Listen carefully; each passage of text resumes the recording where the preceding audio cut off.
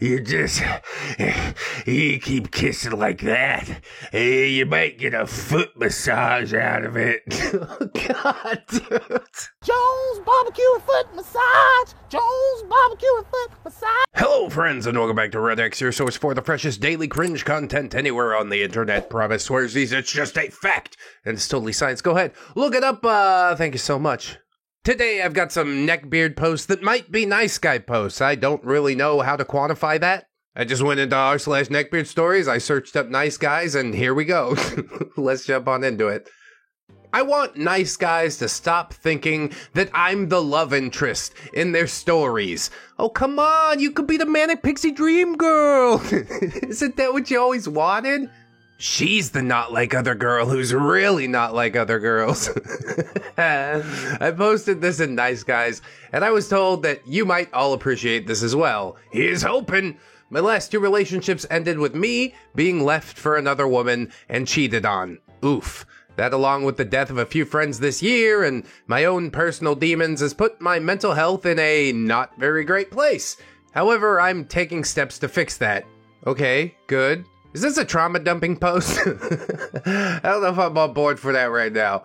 I see a therapist. I'm eating better, drinking more water, meditating, being kinder to myself, and exercising. I'm making a huge push to work on myself, and I'm really proud of the progress that I've made. All right, 2 thumbs. Honestly, those really are some pretty important things, and I'm glad that you're incorporating them into your life, OP. Despite all this progress, OP says, I know I'm not in the place to seriously date anyone, so then there's this guy, and we're gonna call him Mike. Mike and I go to the same college. I guess Mike decided that he liked me. He came to my room to watch some of the second season of Daredevil. He invited himself. Did you mention you'd seen the first season, or he's just like, yeah, I saw the first, it's not that interesting. I can recap it for you if you want. He brought gas station wine and popcorn, ? As he's leaving, he asks if he can kiss me because he likes me. I tell him no, so Mike asks, why? I don't want to get into the details of my personal problems, but I tell him that I'm just working on myself right now. It's going great, I'm seeing a therapist, but I am in no place to even consider seeing anyone right now. Dude, you laid that down so flat, so beautifully. The fact that you recognize that is just one of the most astonishing things in the world. I still don't think I know how to exist without a partner. Good for you. Might have sounded sarcastic earlier, but seriously, good for you. This is where Mike went full nice guy on me, but it wasn't your typical nice guy, it never is, who thinks that he was a decent human being to you and now you owe him some boom boom, though he did make it a point to mention how nice he was, considering that he brought me that gas station wine and a bag of popcorn, so maybe I should just take that into consideration. Yeah, he might not have said that you owe him verbatim, but that's basically the same thing right there. He didn't get hostile when I turned him down. Mike was a different breed of nice guy that is more subtle, but equally upsetting. Oh, this is some good science right here, trace amounts. Mike starts going on and on about how I should love myself, which, yeah, I know. I'm working on it. It's too relatable. But he adds that he wants to be the one to help me learn to love myself. Ugh. You're not ready. You're not capable. Even my therapist is having a hell of a time, okay? He also adds that he thinks it's totally unnecessary that I see my therapist because he's decided that he doesn't think I need one. Yeah, I'm gonna take that and file it into the circular bin, colloquially known as the trash. He straight up told me to stop going. Also, he noticed that I'm very busy, and he decided I really needed to cut back on all the activities I do because, quote, it's good to be bored. I can spend my free time with him, obviously. Yeah, sitting there bored, dying together on the couch. Because he's a slacker, so he thinks that you have to be a slacker, so he doesn't feel so bad about being a slacker. Come on, OP, won't you fit into this pretty little box that I made for you? Mike has decided that he is going to be a part of my support system. Oh yes, this rotting beam of wood. Which is composed of only a small handful of people that I am deeply close with and have known for several years. Mike thinks that me not being ready to date is gonna prevent me from living my life to the fullest. Gosh, you're really laying out quite a case here, Mike, and I assume you won't benefit from this in any way, right? You can tell me that, right? Mike says that I'll miss out on great people, i.e. him, and that I can't close myself off, that I need to have someone, him, fix me. Dude, this is like the most amount of red flags in rapid succession that I've ever seen. OP laid it down so flat in the very beginning, but that's because she was following some sort of script, like something that her therapist taught her to say. She wasn't ready for this onslaught of manipulation. She will be next week after the therapy session. But Mike has to wait until then. Oh, and he will. Mike says that he knows it won't be easy, but that he's gonna hold my hand through this whole process until I'm a better me. He never actually asked if any of this was okay. He told me that he's doing it, quote, for me. This is some despicable shit. You found a woman in a vulnerable state who admitted that she was in a vulnerable state, and you're like, let me take advantage of that as most as possible. You could be dependent on me. You can feed me a slightly silvery porridge and break my ankles so I don't run away anymore. My leg is broken. Eat your soup, OP. It's good for you. I don't know if I've ever been more insulted in my life. Good, use that. Strike him down now! You see, Mike has this nice guy fantasy. He's the hero, and I'm the emotionally broken love interest that's afraid to love because douchebags hurt me in the past because of my own tragic past, but he's certain that if he points out the error in my ways, who needs therapy when he's got a penis? I got a big willy. What more could they want? He can break down my barriers. Wow, isn't it so thoughtful of him to do all those things? I will fling myself into his arms because he was right about me needing to be open to his love specifically. It doesn't look so hard in those movies, so it should only take a couple weeks to heal me and I'll come around, right? Then I'll be all better and Mike will have gotten the girl. Told you, dude, everybody's media poisoned. It's gonna go just like it does in the movies. Nah, real life is a completely different animal, okay? But Mike does not know a goddamn thing about me. He knows that you've got one of those in there, in your pants. He knows what it is. Okay, I'll stop. Yeah, the fact that he invited himself into her close circle, whatever, that's far too much familiarity. No, there's a process. You haven't gone through the process. I mean, you are going through it right now and failing miserably. So here comes OP's righteous anger. How dare he undermine my decision to see a therapist? He barely knows me on a personal level, so what makes him think that he can tell me how to take care of my own mental health? How dare he tell me that I need to be bored more often because he thinks being busy is bad and limits the time we could be together. I actually quite like my busy schedule, and I make sure to find time for myself too, but he wouldn't know that because he doesn't actually know a fucking thing about me. Good, good, let the hate flow through you. Now strike him down. OP says, and yeah, sure, I shouldn't be scared to love. I can't completely close myself off to the possibility of romance, but that's not what I'm doing. I know what relationship I can handle, and I know what I can emotionally handle, but he would not know that because, again, he knows dick all about me. Dude, this post is so good. This post is so good.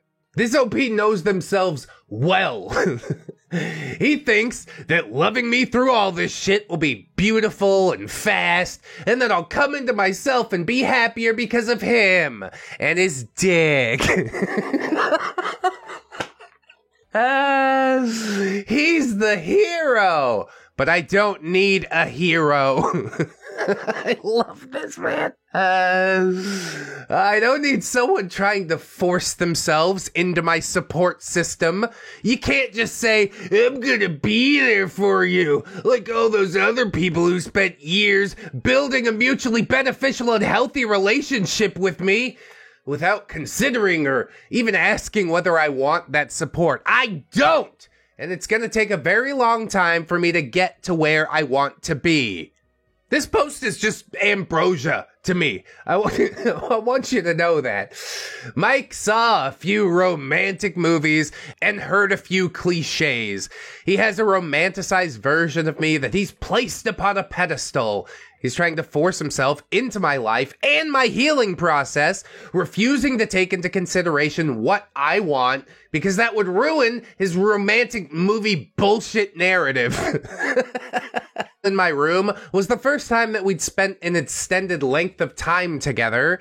He doesn't know me, and he doesn't care to, because this isn't about me. It's about what he wants. He wants me to let him in because he wants me, because he's nice. My desires, feelings, and knowledge are secondary. I'm not a person, I'm a project.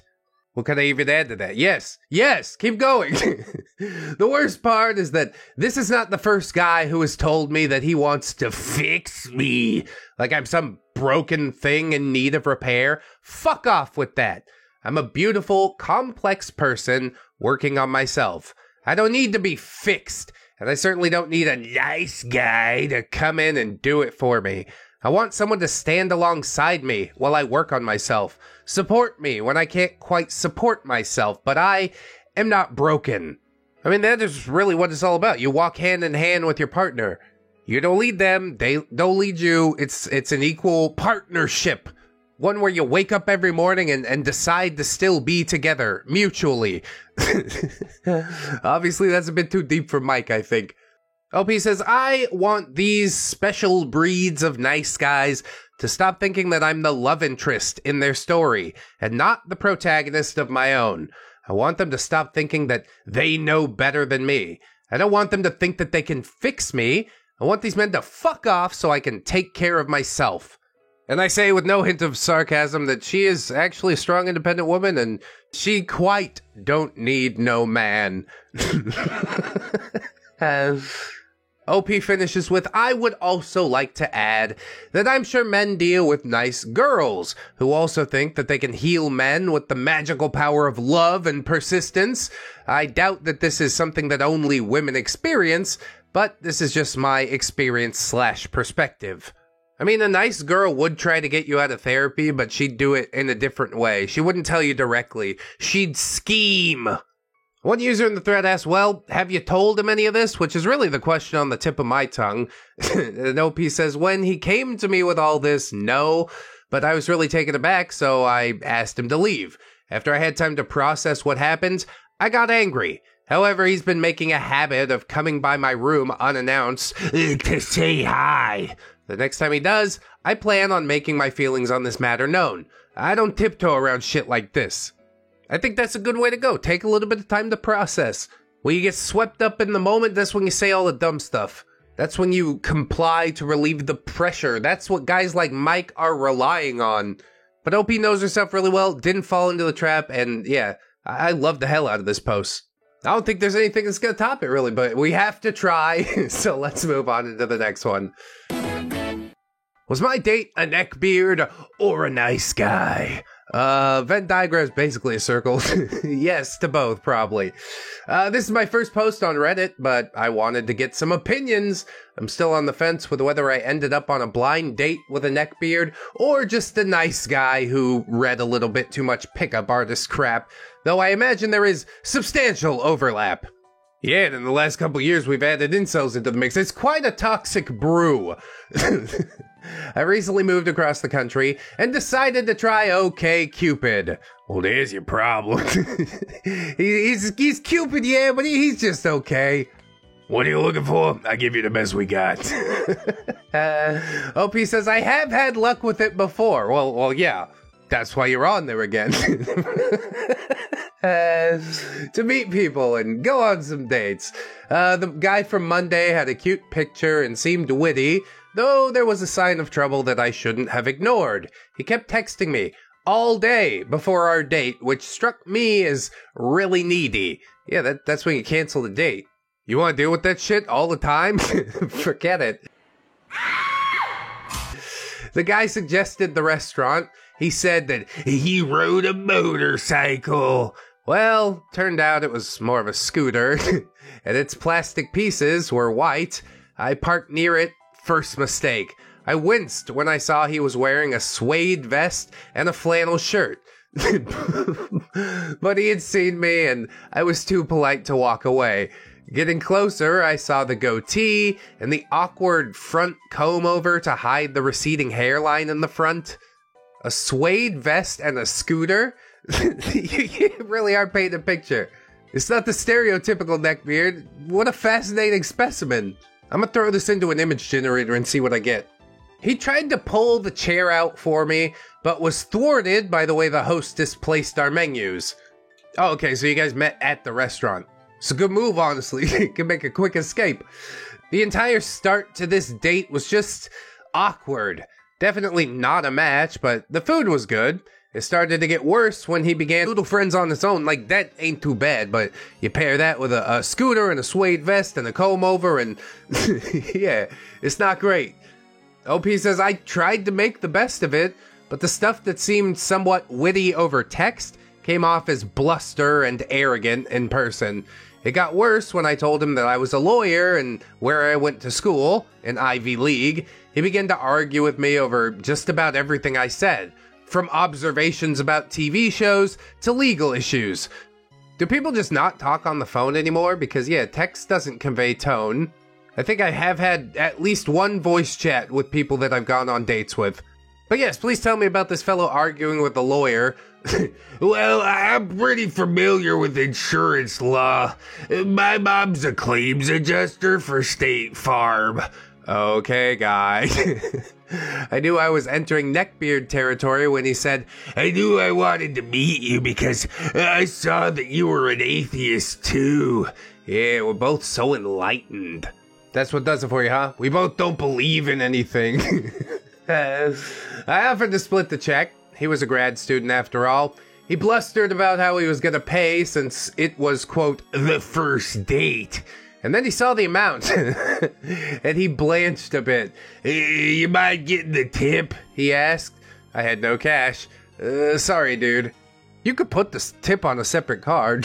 But yeah, I'm glad you didn't have to pay anything for this, because probably not an experience worth having at all. We should go and find somewhere to get coffee or something, he said. I have to get home to my dog, I said.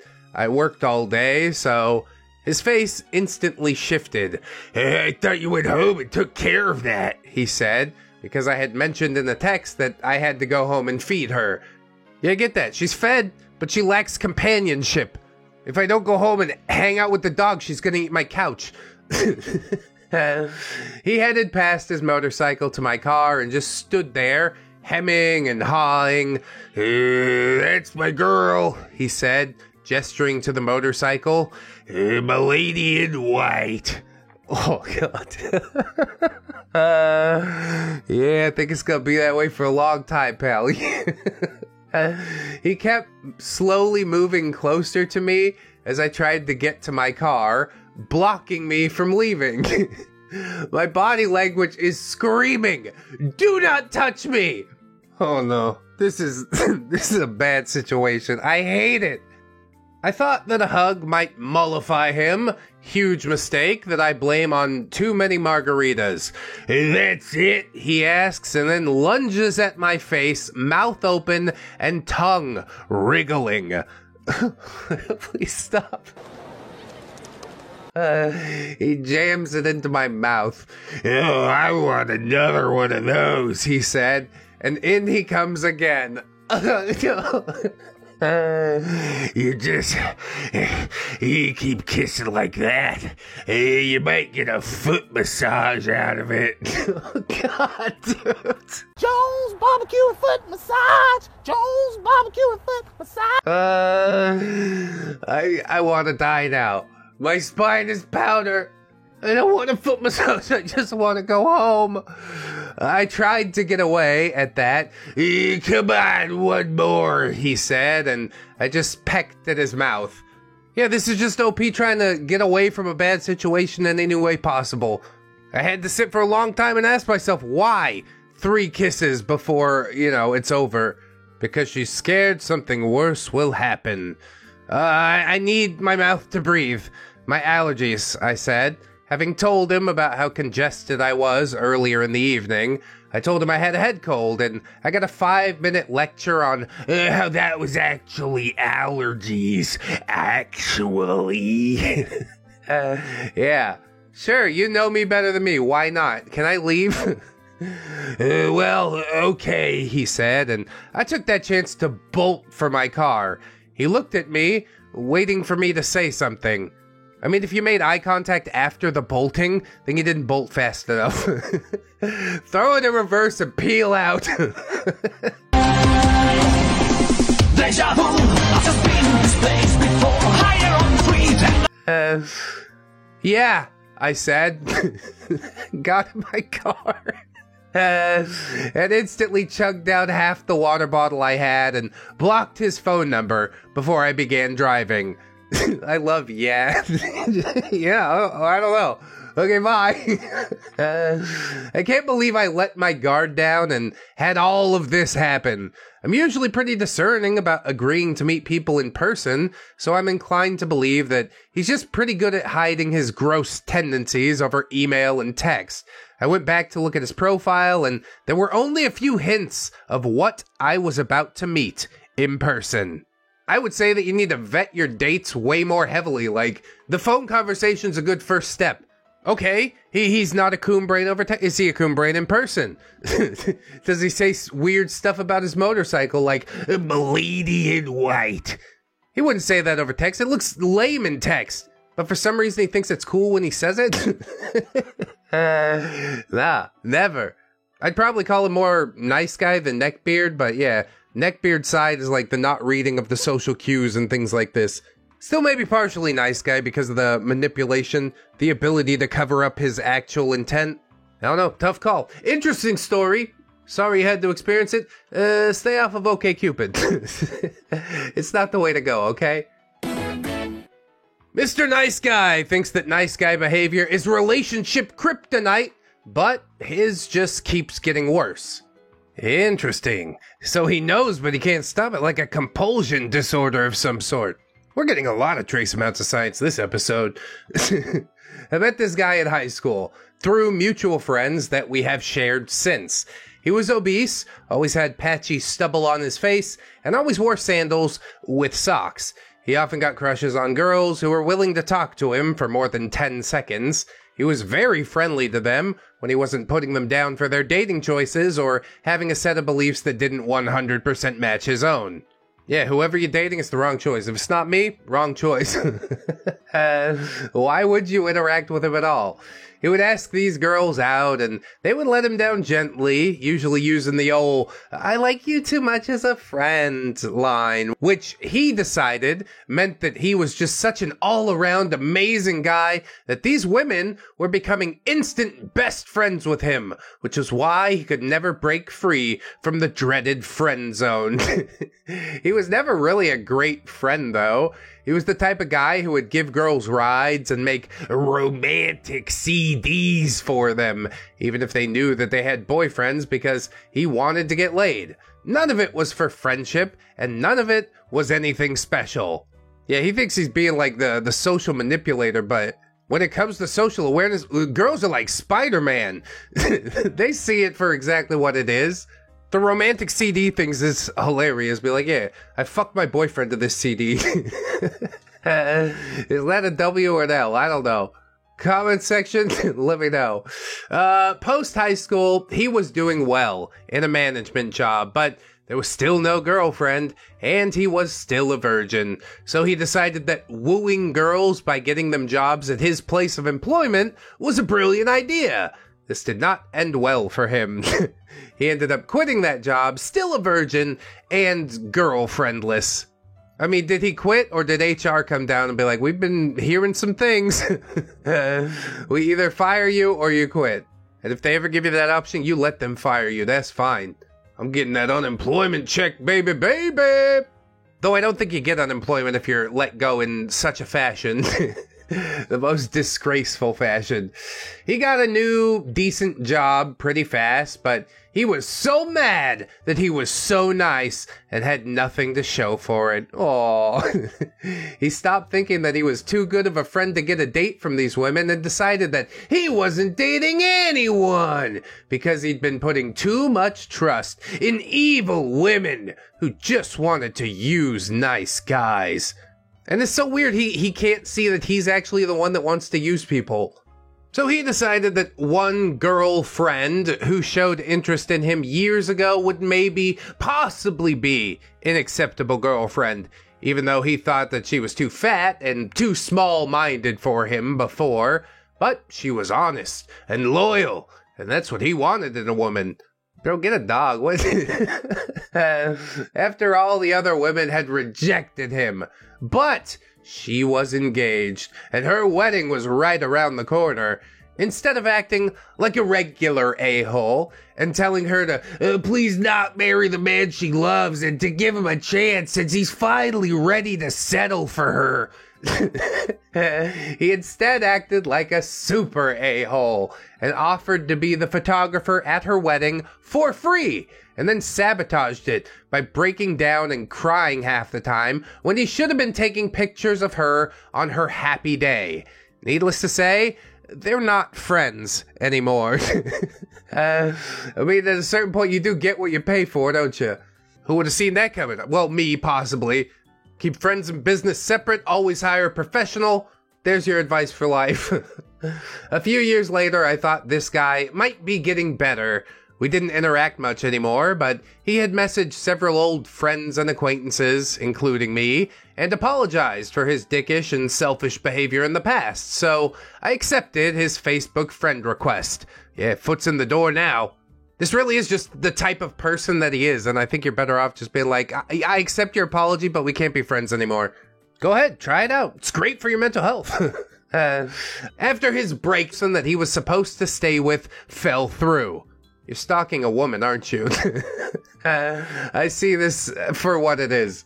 No, I don't think I'm comfortable with him staying here. My friend's parents called her, and she went straight to their house and pulled him aside. The guy was a mess, teary-eyed and looking hungover. She told him that he had to tell her what was going on if she was going to help him. Apparently, after the incident at the wedding, he joined a dating site and met a local girl who was on the site to make friends. This girl had struggled with depression and anxiety and seemed like she really needed someone outside of her social circle to lean on. Again, yeah, not really how it works. Well, Mr. Nice Guy became that anonymous friend. He claimed that they had never met in person because he was in the process of moving when they met. But he was supposedly exchanging text messages with her on the phone every week. He said this led to him falling in love with her. Again, normal humans see vulnerable person. Nice Guy sees prey. He's 100% stalking her. All my money on it right now. Mr. Nice Guy started hinting that he wanted more from this girl, but she ignored those hints. Remember what I said? She gets it. She's ignoring it on purpose. What you should really do is lay it down as flat as possible and sever the friendship if needed. So Mr. Nice Guy started planning trips to see her, and she kept saying that she was too busy. Call the cops, restraining order, paper trail. Then a friend of hers died in a car crash, and her depression got even worse. Even though she repeatedly told Mr. Nice Guy that she was too busy for him to come visit and cheer her up, Mr. Nice Guy decided that he was too worried about her mental health to respect her wishes. Oh yeah, simple wellness check. we couldn't depend on the cops to do it. I decided to come, make sure everything was okay myself. Because I'm such a nice guy. This is terrible. So yeah, he took a few days off, got on a plane, and went to her house. When he got there, she wasn't home, but her roommate was. Since she wasn't a complete dumbass, she refused to tell this stranger from the internet where her roommate was, and wasn't too happy to discover that her roommate was giving their address to internet friends. Yeah, that's a big mistake on your part. What the hell? Are you crazy? Are you out of your mind? Never, ever in life. I do need to open a P.O. box, I guess. At this point, her boyfriend got involved, and Mr. Nice Guy lied, probably trying to avoid getting his ass kicked, and said that he was invited to stay with them. Well, she was calling him out on his BS. I guess the roommate let it slip that he had to be lying because roommate left to do something important and wouldn't be back for a few days. How did he really think that he was going to weasel his way into this? So yeah, this guy started off by doing pretty harmless stuff, like making CDs for girls who had boyfriends, and then he hired women to try and get laid, and I thought he had reached the ultimate creep status when he sabotaged a wedding, but now I'm just left wondering if he'll be able to top spending all of his money on plane tickets and showing up to an internet friend's house. Will he be able to top it? Yes, absolutely. The depths of his depravity knows no bounds. He will take control of this vulnerable girl's life even if it kills him. And it might, if that boyfriend has anything to say about it. That's juicy. That's some good stuff right there. I'm really liking how this episode's turning out. If you guys agree, make sure to like or leave a comment or something like that. Since I'm enjoying this so much, we'll keep it rolling along and I'll get into the next one. Mom forgot to give me the nice guy talk. Yeah, I guess that is a talk that we should be having. People have asked for a PSA about it from Red X Industries for the longest, and I'm going to put it on the whiteboard. If it's written there, then it's tangible and the plan is moving forward. Anyway, when I was 15, I attended an anime convention with a close friend from high school. Up until this point, we'd been going to cons with each other for about 2 years without any parental supervision. I mean, I'd like to say that's fine, but it's probably not fine. The weirdos, the creepers, they're everywhere. Don't trust anybody. For some reason, our parents trusted us to go by ourselves, and for the most part, it worked out well. I might have been a socially unaware idiot, but my friend was incredibly responsible and kept us both in check. Good for you, good for you. I'm sort of concerned by, for the most part, it worked out well. It only takes as a character from Naruto. Narudo, Naruto. With him were 2 other guys who were about my age. The 4 of us were all cosplaying from the same show, so we started talking. I ended up learning the 2 younger guys went to my high school, and desperate for local friends, I stuck to this group like glue. Okay, but what are they doing hanging out with a 30-year-old man? At one point during this conversation, the neckbeard suggested that we go to a panel that was 18 plus age restricted. Of course, I couldn't go since I was only 15, and I told him as such. His response, "Ah, man, you're so hot. I just assumed you were 22 or something." What the fuck? You said the quiet part out loud. Officer, right there. FBI, Come on in, fella. You say, "Oh, I've got that information on board now." Okay. As an unpopular, chunky little child, this was something that I had never heard. I remember it making me slightly uncomfortable, but I couldn't bring myself to do anything more than just awkwardly laugh it off and say, "Thank you." I was so afraid of being rude. I mean, at 15, yeah, it's sort of difficult to find your own voice, I guess. After the convention was over, I was added to a chat with the 3 of them. Who did the adding, I think, is important. It wasn't much later that the neckbeard private messaged me and asked me out on a date. Dude. Yep, get Chris Hansen in here. Why don't you have a seat?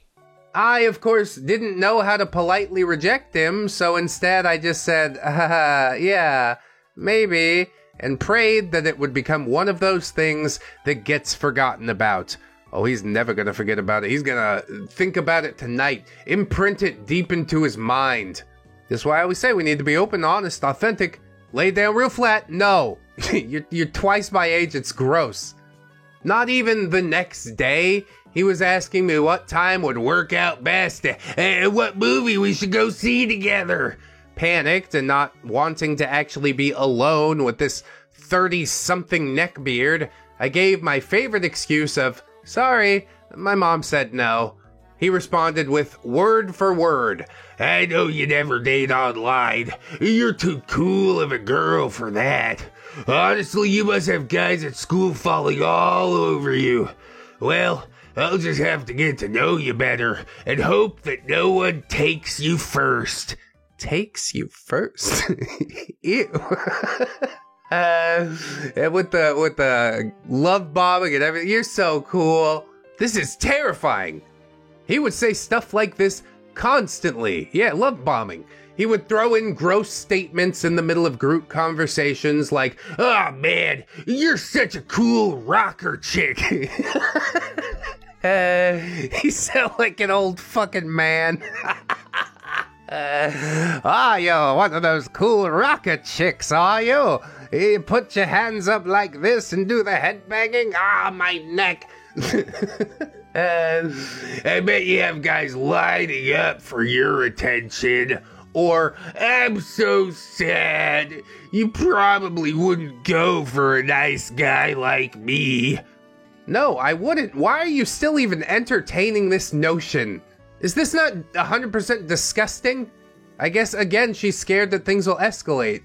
Ugh, and of course, Neckbeard never stopped trying to ask OP out. He even went as far as to suggest meeting my mom, so she'd feel more comfortable with me going out on a date with him. Boy, I wish my little girl would bring one of these fucking perverts home. He ain't leaving. You're getting buried in the backyard. Let me turn you into something useful, like a potato. I can trust a potato.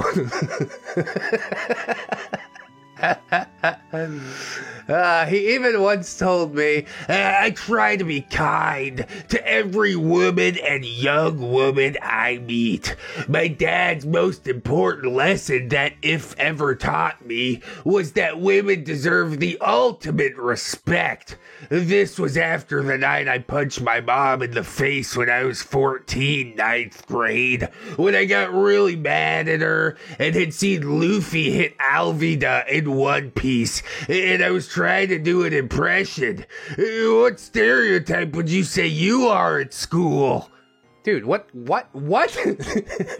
I respect women. My dad told me after I punched my mom in the face because I watched too much One Piece.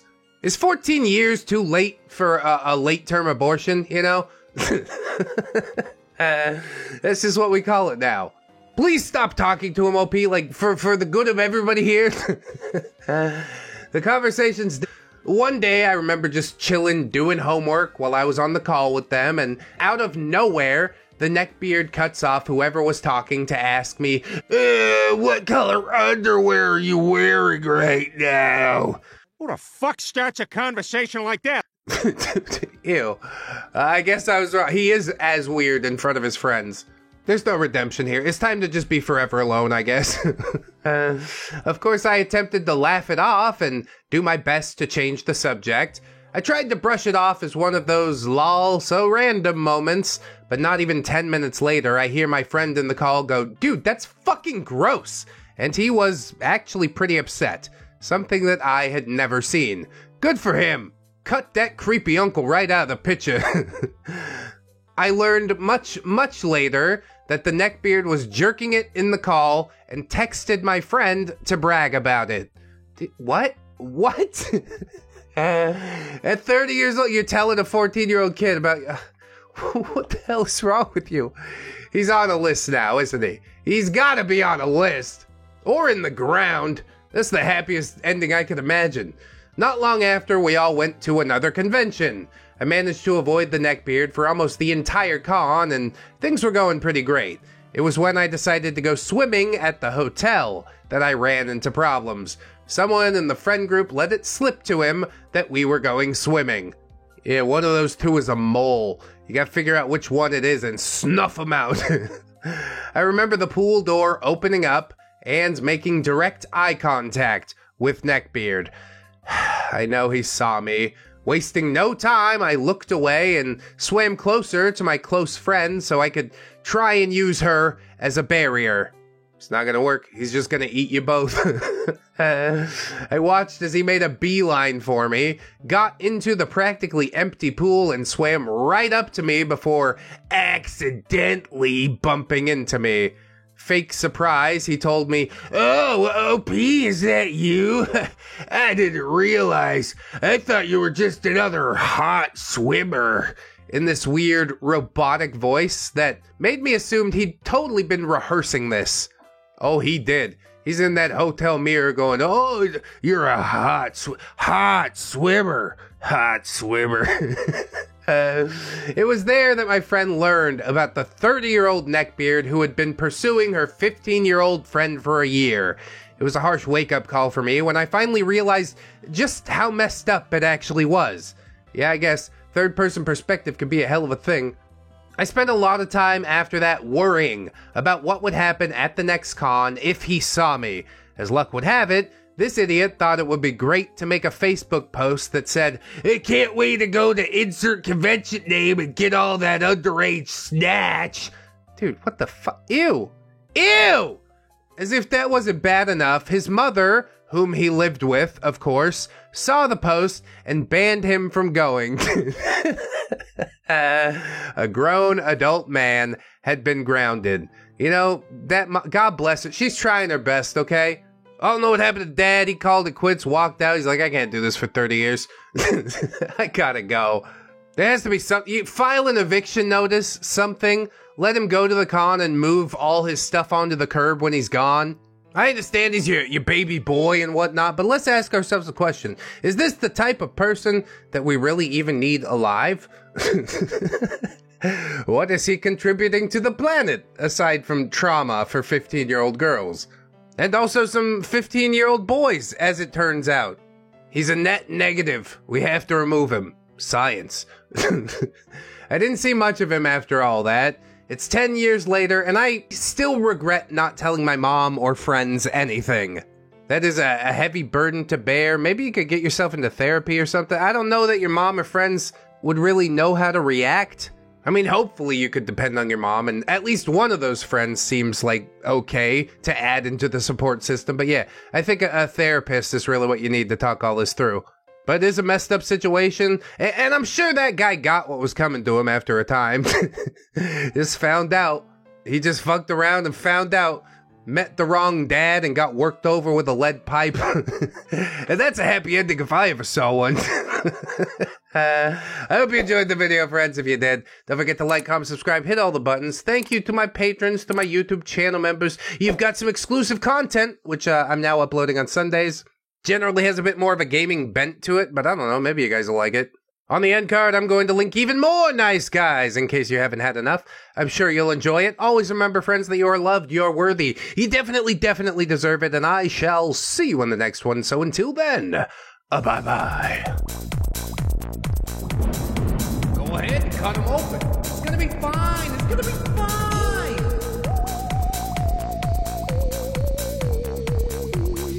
Promise. Where's he?